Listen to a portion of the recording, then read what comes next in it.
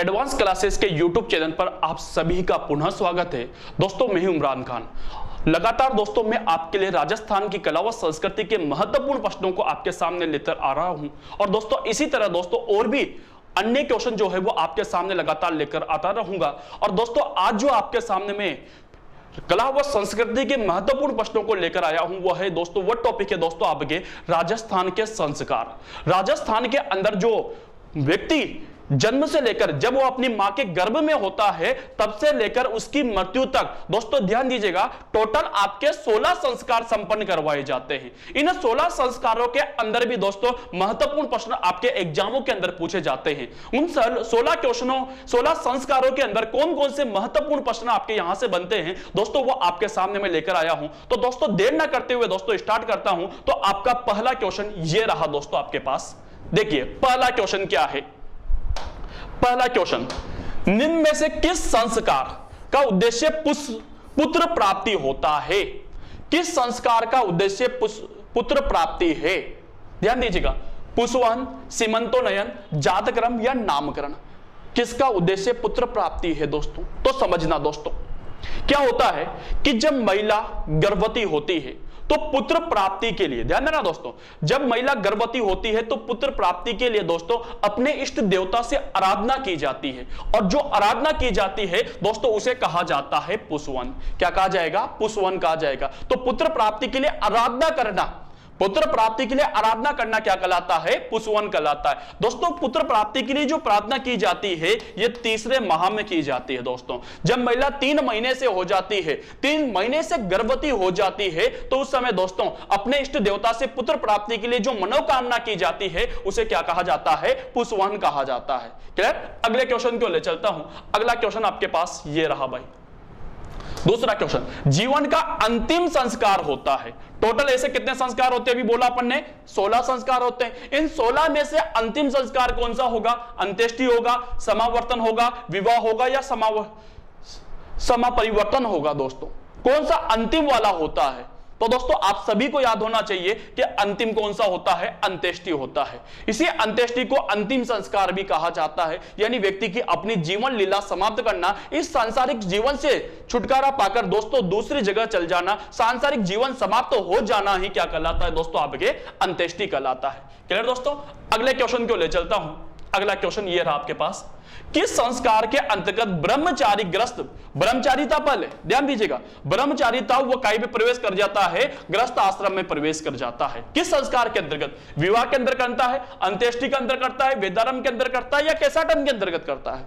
किस संस्कार के अंदर जो है बालक जो है वह अपने ग्रस्त आश्रम को छोड़कर अपने बाल या ब्रह्मचारी आश्रम को छोड़कर ग्रस्त आश्रम में प्रवेश कर लेता है। और दोस्तों ग्रस्त आश्रम में प्रवेश को क्या कहा जाता है? विवाह कहा जाता है। विवाह के अंतर्गत, विवाह संस्कार के अंदर जो बालक होगा, जो व्यक्ति होगा, वह अपना ब्रह्मचारी आश्रम को छोड़कर किसकी ओर प्रवेश कर जाएगा? ग्रस्त आश्रम की ओर प्रवेश कर जाएगा, जिसे कहा जाता है विवाह।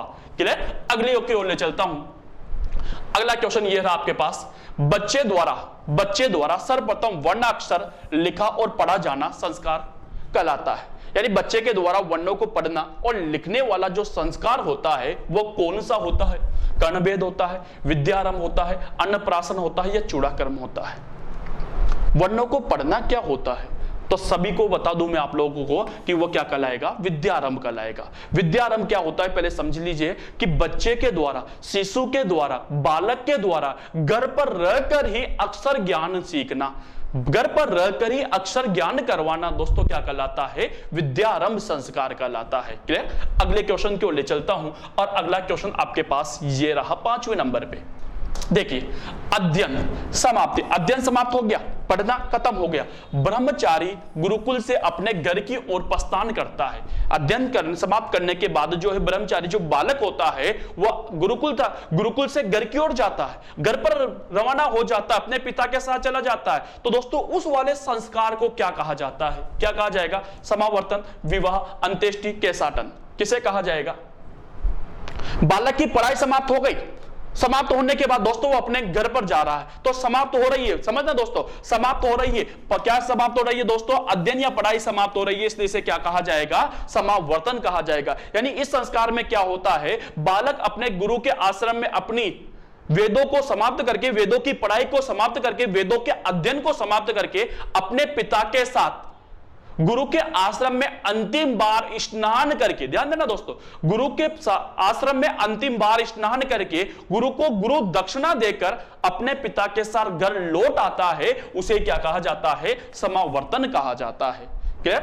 अगले क्वेश्चन को ले चलता हूं। अगला 6 नंबर पर यह रहा आपके पास, शिशु के जन्म के 10वें, जन्म हो गया तो 10वें या 12वें दिन दिया जाने वाला संस्कार घर से बाहर निकालने की प्रक्रिया कहलाती है। घर से, आपके घरों के अंदर इसे कहा जाता है घर से बाहर निकलना। जब आपके 10वां या 12वें दिन ये संस्कार किया जाता है, 10वें 11वें या 12वें दिन कर लिया जाता है, उसे क्या कहा जाता है? कर्णभेद कहा जाता है, निष्क्रमण कहा जाता है, अन्नप्राशन या चूड़ाकर्म कहा जाता है। घर से बाहर निकालने वाली रस्म को क्या कहा जाता है? बिल्कुल सही दोस्तों, उसे क्या कहा जाता है? निष्क्रमण कहा जाता है। क्या कहा जाएगा दोस्तों? निष्क्रमण। निष्क्रमण का जो अर्थ होता है वो होता है आपके घरों के अंदर बाहर निकालना। लेकिन दोस्तों यहां पर निष्क्रमण का जो मेन उद्देश्य होता है वो दोस्तों होता है सूर्य दर्शन। क्या होता है दोस्तों? सूर्य दर्शन। यानी जच्चे व बच्चे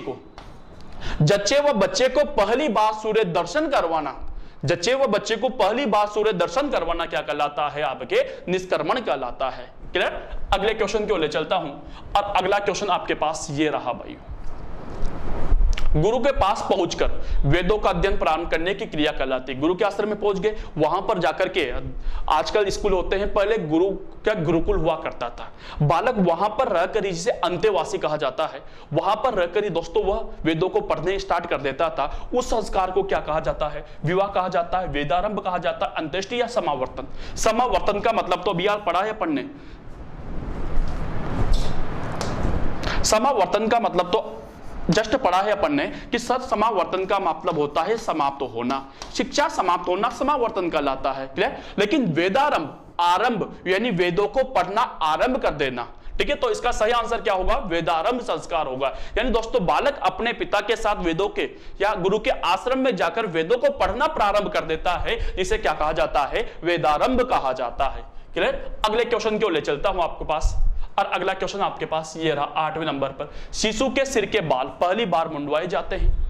शिशु के सिर के बाल पहली बार मुंडवाए जाते हैं। देखा होगा अधिकांश देवी देवताओं के मंदिर में यह कार्य होता है दोस्तों। उस वाले संस्कार को क्या कहा जाता है? सीमंतोनयन कहा जाता है, चूड़ाकर्म कहा जाता है, पुष्पवन कहा जाता है या कर्णभेद कहा जाता है। शिशु के पहली बार सिर के बालों को मुंडवाना क्या कहलाता है दोस्तों? उसको क्या कहा जाएगा? चूड़ाकर्म कहा जाएगा। उसे ही दोस्तों आपके मुंडन भी कहा जाता है। चूड़ाकर्म को क्या कहा जाता है? मुंडन भी कहा जाता है। और दोस्तों इसे ही आपके जडूला भी कहा जाता है, जडूला भी कहा जाता है। क्लियर दोस्तों? तो दोस्तों मुंडन, चूड़ाकर्म या जडूला, इसके अंदर क्या होता है? शिशु के जो पहले बाल होते हैं वो अपने इष्ट देवता को अर्पित कर दिए जाते हैं, जिसे क्या कहा जाता है? चूड़ाकर्म कहा जाता है। क्लियर? अगले क्वेश्चन को ले चलता हूं और अगला क्वेश्चन आपके पास ये रहा भाई, शिशु के रोग से बचाने के और कानों के आभूषण पहनाने हेतु किया जाने वाला संस्कार है। रोगों से बचाने के लिए, शिशु को रोगों से बचाने के, ध्यान देना दोस्तों, रोगों से बचाने के लिए कानों में एक आभूषण पहनाया जाता है, उनके कान छिदाए जाते हैं दोस्तों, उसे क्या कहा जाता है? कर्णभेद, चूड़ाकर्म, अन्नप्राशन या नामकरण। चूड़ाकर्म तो क्या होता है? जडूला संस्कार होता है सर। अन्नप्राशन पहली बार अन्न खिलाना होता है। नामकरण बच्चे को नाम अपनी पहचान देना नामकरण कहलाता है। तो कर्णभेद क्या होता है? कि बच्चे के कानों को छेदना। बच्चे को रोगों से बचाने के लिए, उसको निडर बनाने के लिए, उसको रोगों से बचाने के लिए दोस्तों शिशु के बालों को, शिशु के कानों को छेद दिया जाता है। और जो शिशु के कानों को छेदा जाता है दोस्तों उसे क्या कहा जाता है? कर्णभेद कहा जाता है। क्लियर? अगले क्वेश्चन की ओर, और आज के लिए दोस्तों लास्ट क्वेश्चन संस्कारों का यह रहा आपके पास, वह संस्कार जिसके द्वारा बालक को शिक्षा के लिए आचार्य के पास ले जाया जाता है। आचार्य के पास जाएगा और वहां पर जाकर गुरु के पास रहकर के, आचार्य के पास रहकर ही दोस्तों वो वेदों को पढ़ना प्रारंभ कर देता है। इसलिए दोस्तों उसे क्या कहा जाएगा? आपके पास ऑप्शन है दोस्तों, जलवा पूजन, उपनयन संस्कार, कर्णभेद या अन्नप्राशन। किसके बाद भेजा जाता है? तो बिल्कुल सही आंसर होगा उपनयन संस्कार। उपनयन को ही दोस्तों जनेऊ धारण संस्कार कहा जाता है। जनेऊ धारण के बाद दोस्तों बालक जो है वो अपने गुरु के आश्रम में जाता है और वहां पर रहकर दोस्तों गुरु के साथ रहकर, गुरु के आश्रम में रहकर वेदों को पढ़ना या दीक्षा लेना दोस्तों प्रारंभ कर देता है। किसके बाद? उपनयन के बाद। जहां दीक्षा ली थी दोस्तों उसे तो वेदारंभ कहा जाता है, लेकिन जिसके पहले उपनयन संस्कार होता है। क्लियर दोस्तों? तो दोस्तों ये थे आपके राजस्थान की कला व संस्कृति में अंदर संस्कारों के महत्वपूर्ण प्रश्न जो आपको लेकर आया था। टोटल दोस्तों आपके 16 संस्कार होते हैं और इन 16 संस्कारों के अंदर जो दोस्तों महत्वपूर्ण प्रश्न बनते हैं उनके आपके सामने लेकर आया हूं। इसी तरह दोस्तों और भी टॉपिक हमारे पास हैं, उनके भी दोस्तों महत्वपूर्ण प्रश्नों को लगातार मैं आपके सामने लेकर आता रहूंगा। इसी तरह प्यार दीजिए, इसी तरह सम्मान दीजिए। आगे की चर्चा जो है दोस्तों वो अगली क्लासों के अंदर करेंगे। आज के लिए धन्यवाद, शुक्रिया दोस्तों, थैंक यू।